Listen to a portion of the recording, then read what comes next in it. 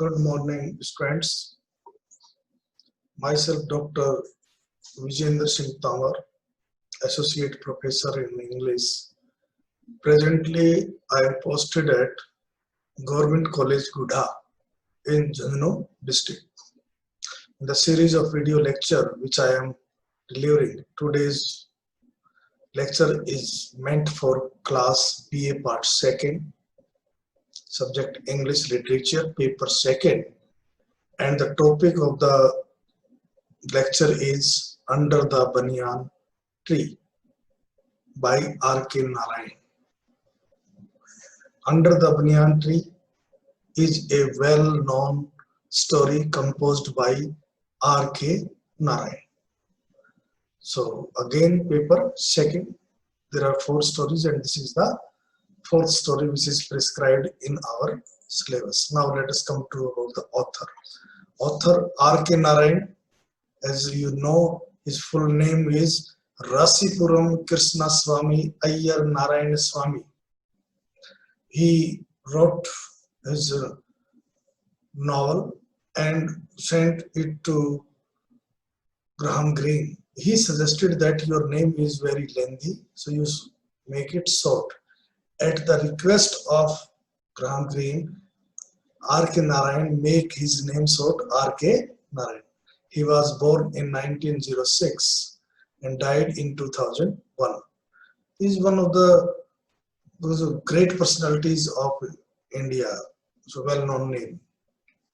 He was one of the India's greatest English language novelists. First, he worked for some time as a clerk and then as a teacher.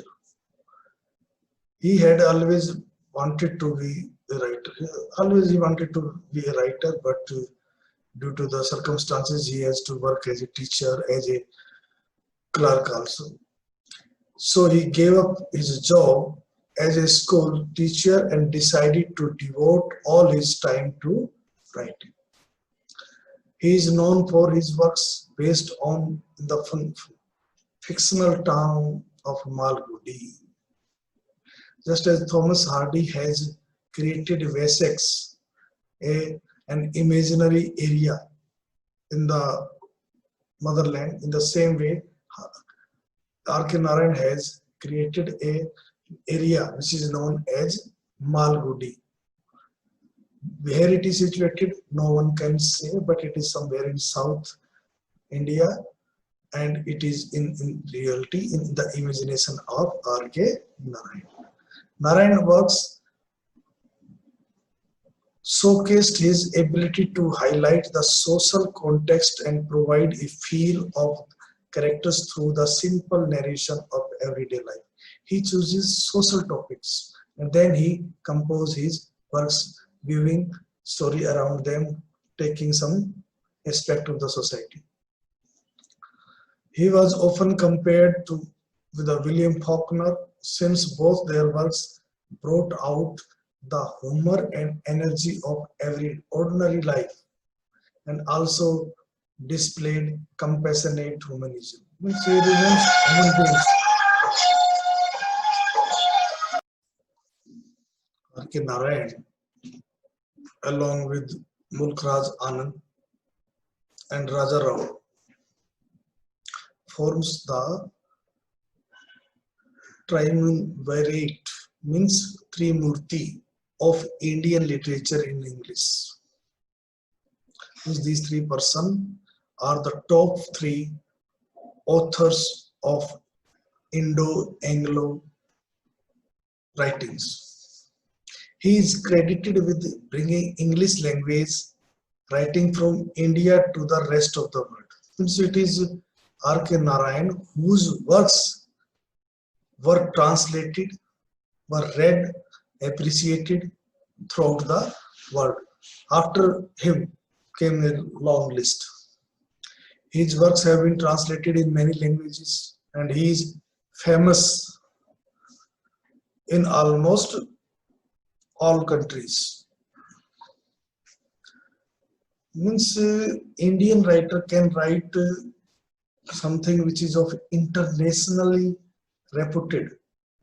It is R.K. Narayan who has brought international repute to Indian novels writings. He about R.K. Narayan, very important thing is that he has no philosophical or socialistic concern. Means he does not advocate any philosophy that this is the right way, this is the wrong way. Not like that. He is rooted in his limited world. What he sees, what he observes, he is impressed by that and he writes. He leaves it up to the reader whether it is right, wrong, etc., etc. He is primarily preoccupied with man's feeling of the life role entrusted to him by tradition and environment in which he lives. His recognition at home and abroad by academies is well known. Means he is appreciated, respected as an author not only in India but also in foreign countries because of his novels and short stories. As far as his language style is concerned, his language is very simple, lucid, transparent, racy. He uses simple English and never attempts to mix the flavor of Tamil or any other Indian language into it. Tamil is his mother tongue. There is no distortion of the rules of English grammar. He uses a lot of Indian words in his writings. Karma, dharma, etc. He uses common Indian idioms without bringing any change in their structure. His language is perfectly capable of presenting ideas, so everyone can read and comprehend his essays. He writes in such a language that even laymen, ordinary men can understand his works. And all of them have pragmatic value in reader's life. And reader gets that it is something which happens in his own life. Now come to the story. Narayan's story entitled Under the Banyan Tree is an interesting story about Nambi, a storyteller. Nambi is the protagonist of this story. The villagers take upon themselves to cater to Nambi's need for food and clothes in return for his entertaining tales. Means he used to tell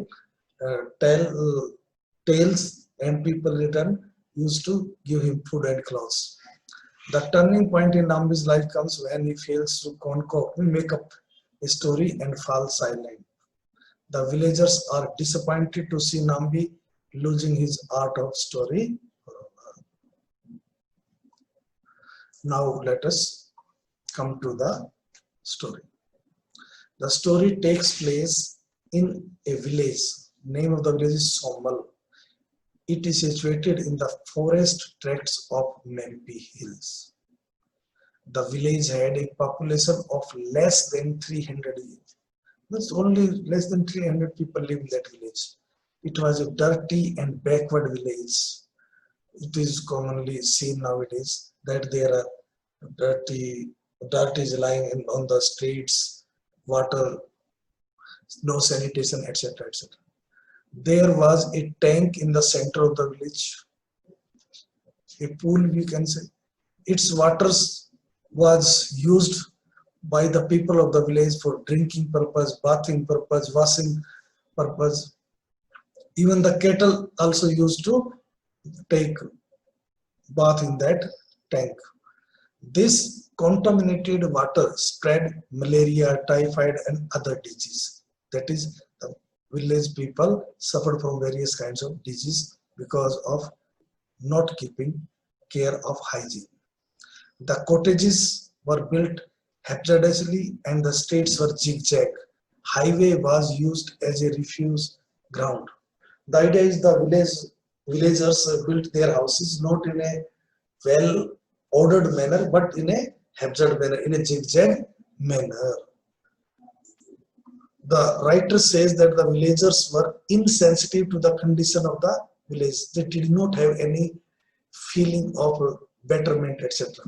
They lived in a kind of enchantment under the spell. The enchanter was Nambi, the storyteller. The author calls him enchanter because he was a master storyteller. Any person who used to listen his story was spellbound by his stories. He enraptured the villagers with his gripping tales. He used to tell tales which used to attract the attention of the listeners. Nambi was about 60 or 70 years old, but his real age was only a matter of guess. He used to tell, yes, at that time when that battle was fought, when that bridge was built, etc. Such kind of incidents were given as when he was born. Not the exact date of his birth was known. When someone asked him about his age, he referred to an ancient famine or an invasion or the building or a bridge, or indicated what his approximate height was at that time. Nambi was illiterate, but he was skilled in creating stories. He would make a story in his head at the rate of one story per month. It took him about 10 days to narrate a story in detail. Once he thought of a story, then he used to tell people, and it took about 10 days to describe the complete story.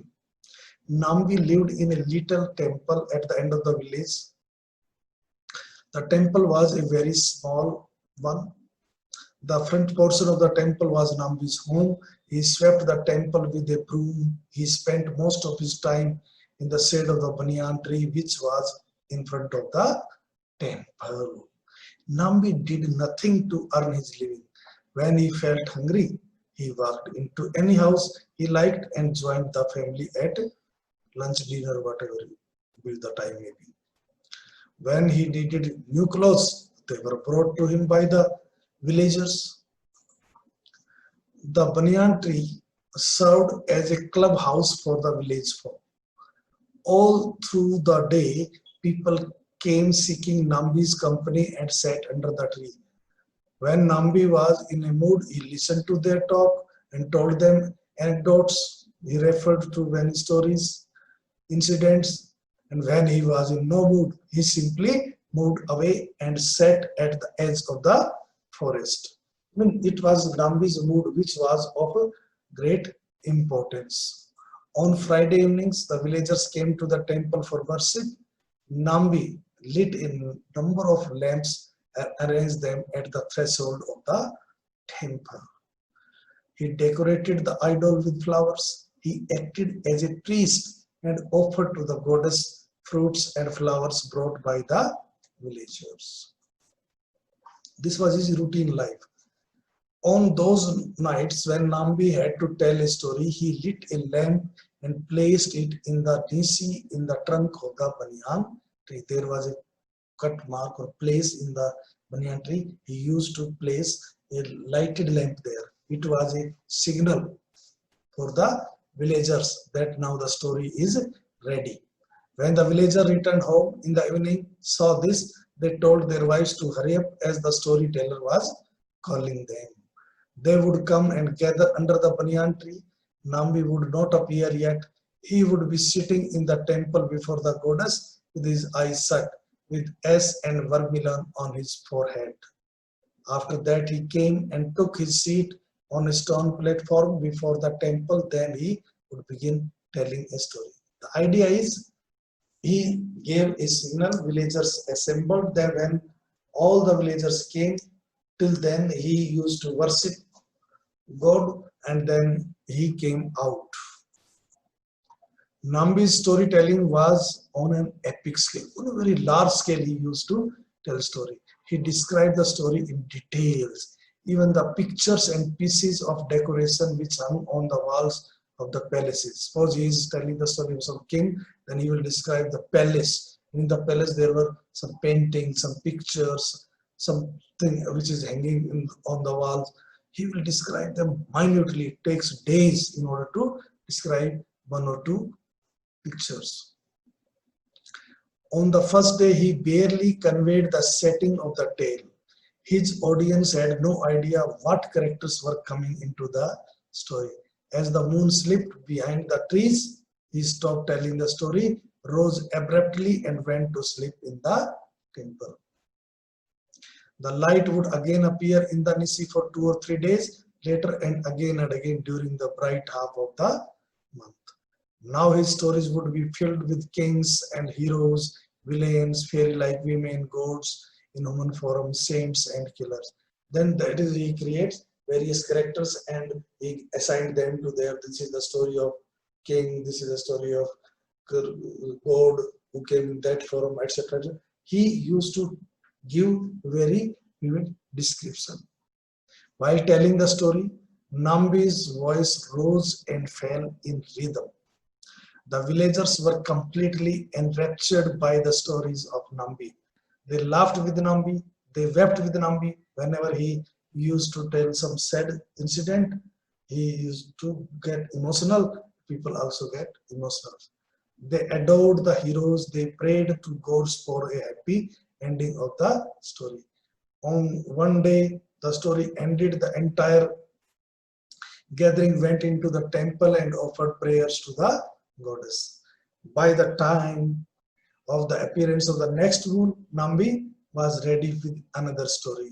He never repeated the same kind of story or brought in the same set of person. That is, characters were always different whenever he presented his stories.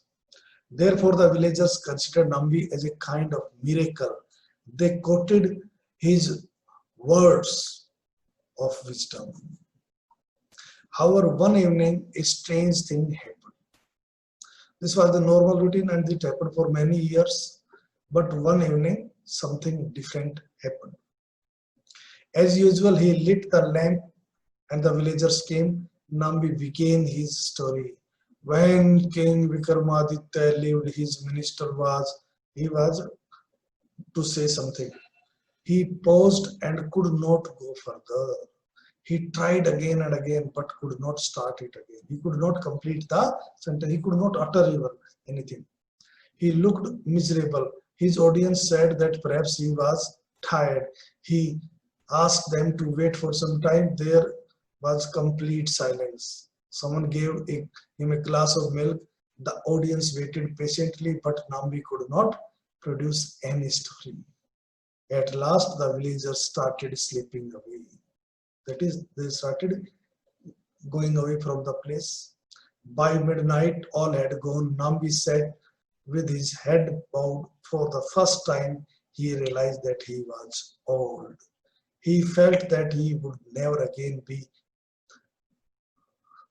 control his thoughts and express them coherently. That is why he explained, age is, what is my age? It has come so suddenly.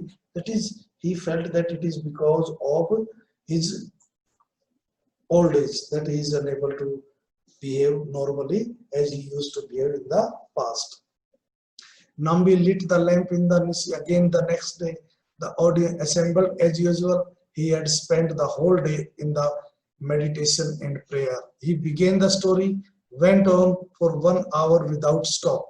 He felt greatly relieved that his gift of telling story had come back, that his talent is not dead. But then suddenly again he stopped, felt dried up. He struggled hard but could not continue the story. The audience waited patiently for an hour, then they rose and without a word went home. 2 days later, Nambi gave another installment of the story, and that too lasted only a few minutes. His gathering dwindled, and fewer people took notice of the lamp in the Nisi. Nambi knew what was happening. He brought the story to a premature end. Nambi was very sad. He shut himself in the sanctum, hardly ate any food, and spent the greater part of the day sitting motionless and in meditation. The next moon, he lit the lamp, but only a handful of villagers came. He and the audience waited patiently, but others did not come. That is, the villagers had lost confidence in the ability of Nambi that he could tell stories. Nambi said that he could not tell the story unless the whole village came. The next day, Nambi announced in the village that he had a great story to tell. The villagers thought that Nambi had regained his power of storytelling. At night, a large audience gathered under the banyan tree. Nambi took his seat and told the audience that the mother gave the gifts and she took them away. That it was goddess Saraswati who gifted him with the ability to tell stories. Now it has been taken away. He used to speak when the mother had something to say. He was struck dumb as the mother had nothing to say. He told the villagers that it was his greatest story. That everything which happened in this world, it was because of the goddess Saraswati. Listen. Then he got up and went into the temple. After some time, some villager went into the temple. They found Nambi sitting with his eyes shut. They asked him whether he was going to tell them a story. Nambi shook his head, indicating that he had spoken his last words. After that, Nambi never spoke any words, but the villagers did not reject him. Whenever he felt angry, he walked into any house, silently sat down on for food. When he had eaten, he silently walked away. The last part of his life was one great silence. He lived for a few more years after he had stopped telling stories. That is, it is the end of the story teller. Towards the last phase of his life, he was not able to say anything to the people, and he also remained silent. In this way, he passed away his time and life. Thank you very much.